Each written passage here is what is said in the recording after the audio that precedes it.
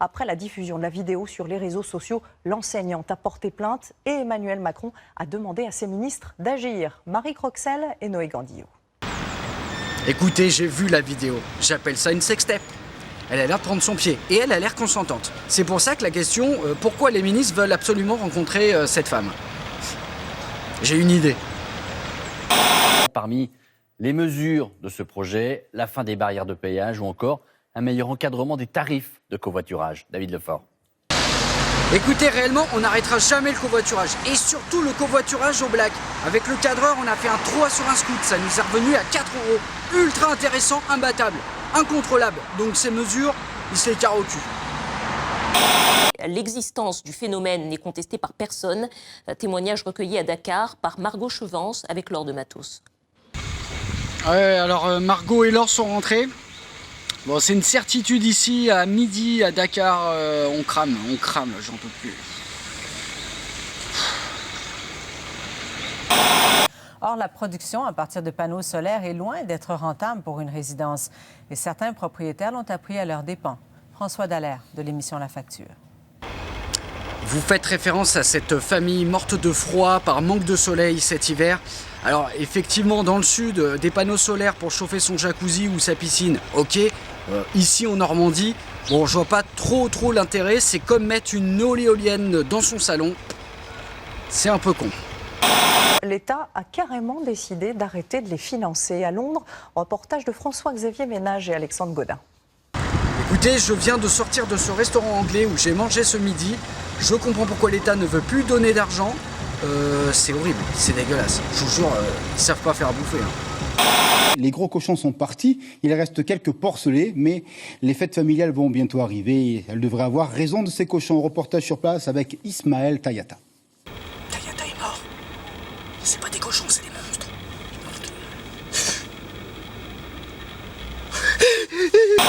Les gendarmes poursuivent encore aujourd'hui leur mission de surveillance des patrouilles pour dissuader les cambrioleurs. Pauline Forgue.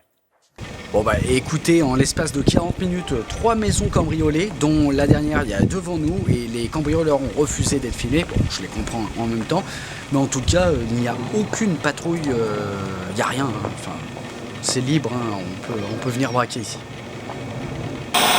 Des hommes, des femmes, des enfants originaires du Honduras, ils sont prêts à faire des milliers de kilomètres à pied pour rejoindre l'Eldorado américain. Florence Domini. Alors les autres se sont mis à la frontière au point stratégique et moi j'ai réfléchi un truc, je me suis dit bon, s'ils en ont marre de marcher, parce que ça fait quand même une trotte, vous pouvez passer en bateau par là, ça évite de se fatiguer. Hein?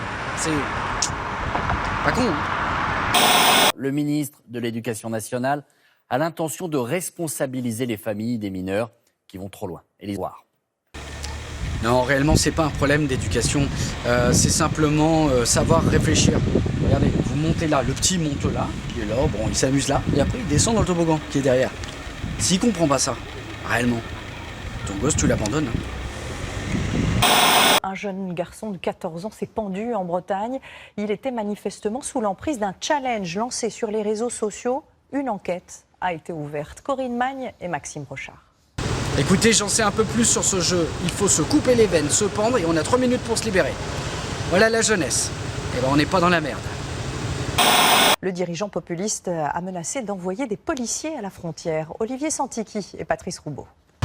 La frontière se tient juste derrière moi. On est là depuis 5h du mat. Il est 15h. Ils viendront pas. Non, on va rentrer là. Écoutez.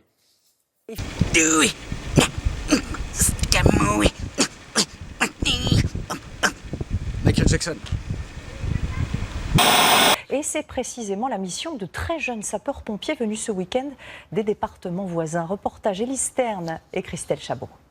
Oui, alors ça n'a rien à voir. Il y a une vieille dame qui vient d'emprunter les toilettes publiques. Les toilettes sont tombées, elle est bloquée dedans. Si vous pouvez envoyer quelqu'un, ça serait sympa pour elle. Le constat est ces jours désolants. Les poissons ne résistent pas. Pascal Defrance et Mathieu Fournier.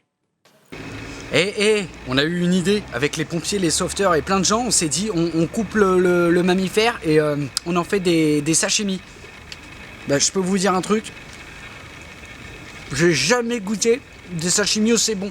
Tu me remets 2 plateaux. Tu veux des brochettes? Des brochettes! Les salariés peuvent choisir de prendre plus de congés que la durée légale. Le nombre de jours est même illimité. Marine Brossard et Gilles Dafalin. Hop, hop, hop, hop, hop, les congés sont illimités. Attendez, ça change tout. J'avais fait un planning, mais là, je vais le changer tout de suite. On va prendre mes congés. Pour le mois de janvier, du 4 au 31. Pour le mois de février, du 8 au 29. Pour le mois de mars, du 6 au 27. Pour le mois d'avril, ouais, c'est illimité. Donc je continue. Pour le mois d'avril.